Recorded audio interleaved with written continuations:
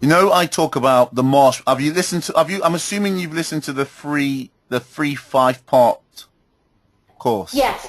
Yes. Okay. The first thing that you ever get exposure to me, and the first is the 5 thing, right? Now, understand this one point more than anything. I talk about the Marshmallow Experiment, where the children sit down on the table, and the teacher says to them, "If you can sit here for 15 minutes." And wait, you can have 2 marshmallows. Or, if you can't wait, ring the bell on the desk and you can have the one in front of you. Now, so here's what the children did. They had a child sitting here. They'd look at the clock, they look at the marshmallow, look at the clock, they look at the marshmallow, look at the clock, look at the marshmallow, look at the clock, look at the marshmallow. They couldn't take it, they go, "Ah, I can't take it anymore!" And they rang the bell, right? And they rang the bell and says, "Okay, you can have the marshmallow." Some of the children would look at the clock, look at the marshmallow, look at the clock, look at the marshmallow, look at the clock, and just eat the marshmallow. The teacher would come in and go, "What happened to the marshmallow?" He says, "Oh, I don't know." Right? Yeah. And then they had the people that would sit there. They would look at the clock, and then they would look at anything else but the marshmallow. Right. Anything else but the marshmallow. Like 15 minutes went by, and they got 2. Now, so you got 3 sets of scores there. Instant eat, liar, and delayed gratification. Right? These people, they came back and tested them and found them later on in life and discovered that these people here were less happy and less fulfilled in life because they wanted to, they took the first relationship, they took the first job, they took the first opportunity, the first money, anything in life, and they were less fulfilled in life. Right. These people who lied actually turned out to be one of the most intelligent groups of people. Right? The liars. Okay? Because they thought, if I get that and I eat this, I might be able to get 2 more later on.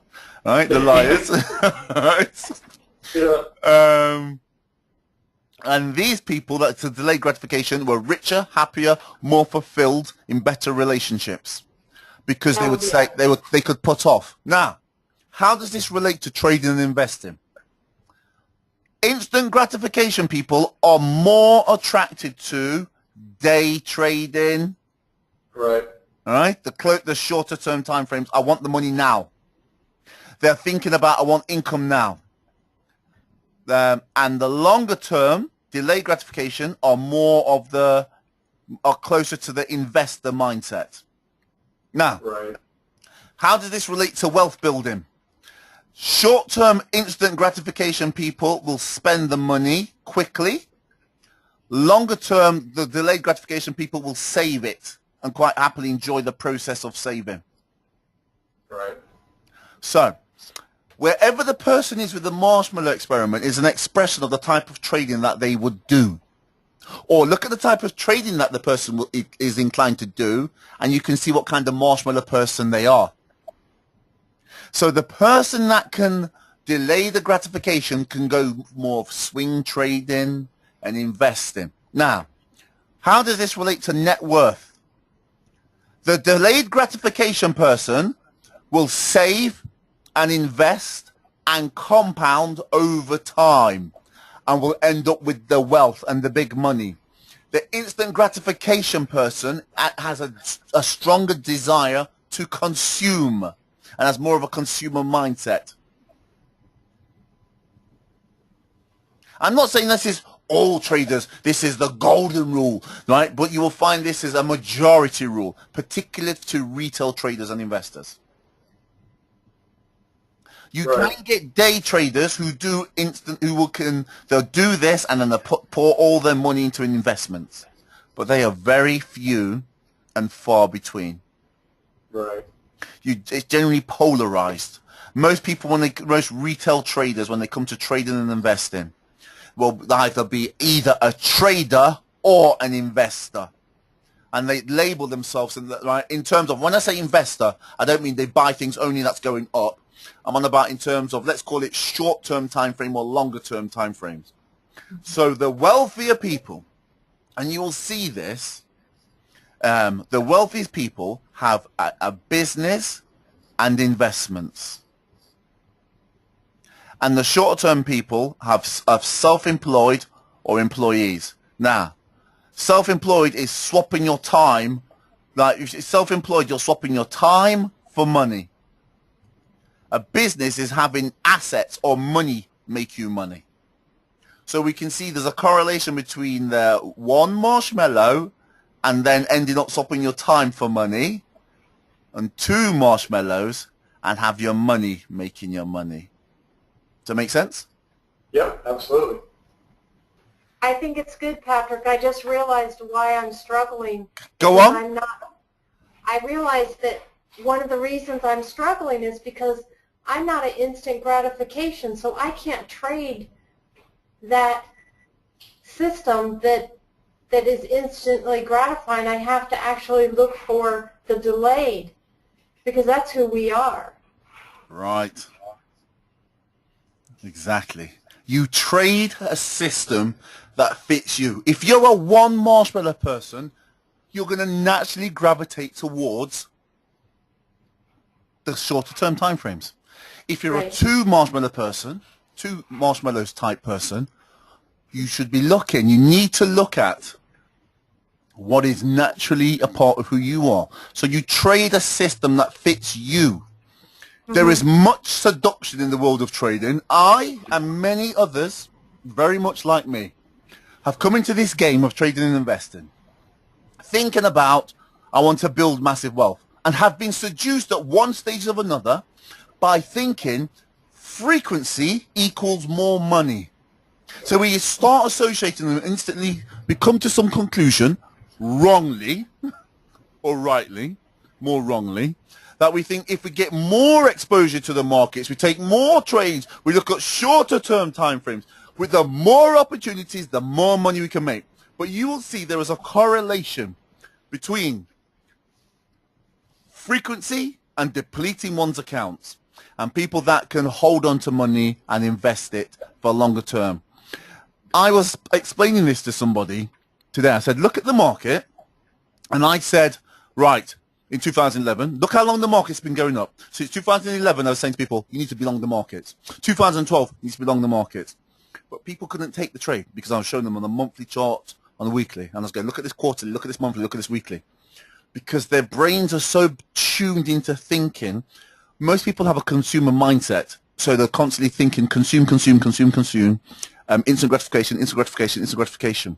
So you say to them, think longer term. I'm trying to say to people, well, I know you're a 1 marshmallow person, but what you need to do is you need to think like a 2 marshmallow person. But they can't, because they want their 1 marshmallow now. So literally, no matter what I show them, and I see people going, oh, I can't believe I never took that trade. I can't believe, why didn't I do it? Because it doesn't fit who you are as a person. Right. So they're going to draw themselves to that, and then they'll look at it and they'll say, why didn't I just do that? And the irony of it is this: even if they could go back in time, and you could say to them, okay, put this trade on, and they saw it going up, do you think they'd still be able to hold on to it as they saw the numbers on the chart going up and down, up and down, up and down, up and down? Most people still won't be able to do it.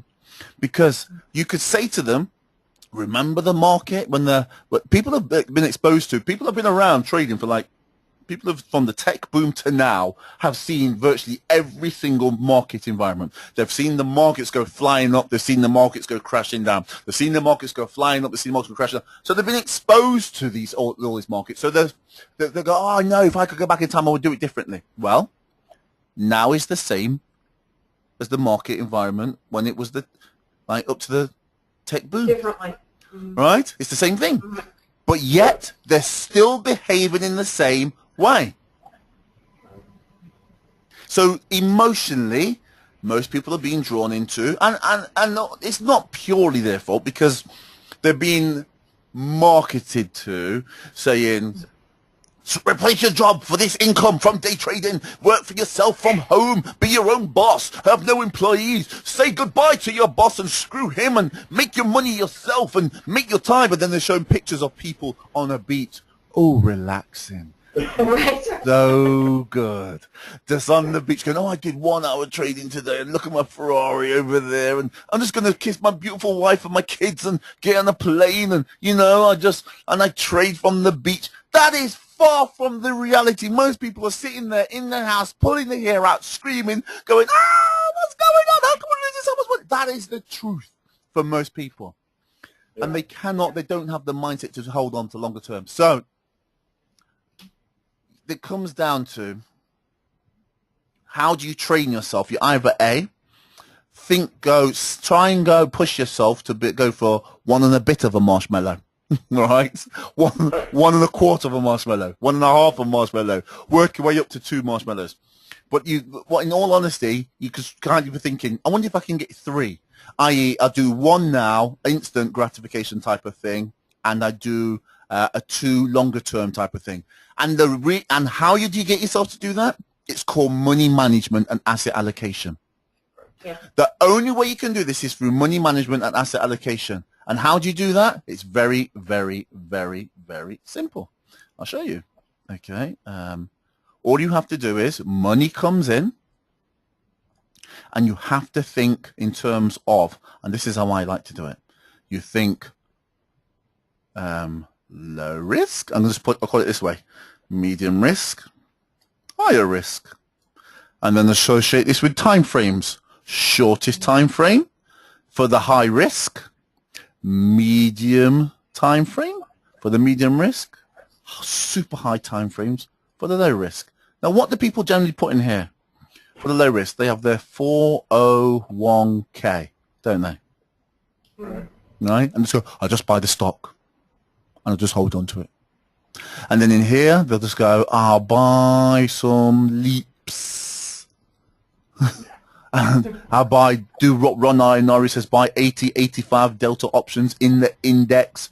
I'll just trade the index and just let the index go up. And I've learned to look at stages, and I'll just buy these leaps and I'll just ride them all the way up. And then the stock out and says, get in at stage 2. And when it turns into a stage 3, starts going into a stage 4, then I'll exit it and I'll keep the money. And then I'll ride it all the way back down for these massive longer term trades. Or I don't have to short the market. I'll just look for something else that is inverse to it that is going up and buy another 80, 85 deltas. And here, the high risk, all they do is they simply think short term. They're day trading. Therefore, they have now got their 1 marshmallow thing over here, their 2 marshmallow things over here, and their 3 marshmallow things over here. So that's how you do it. Someone is asking me, am I speaking? Yeah. Yes. Yeah, you're speaking. Yeah, yes I am. So Bruce, I don't know why you're not hearing me. I've been speaking for ages. Hold on, let me just tell him right now. Yes, and you have missed the best bit I will ever say in my life.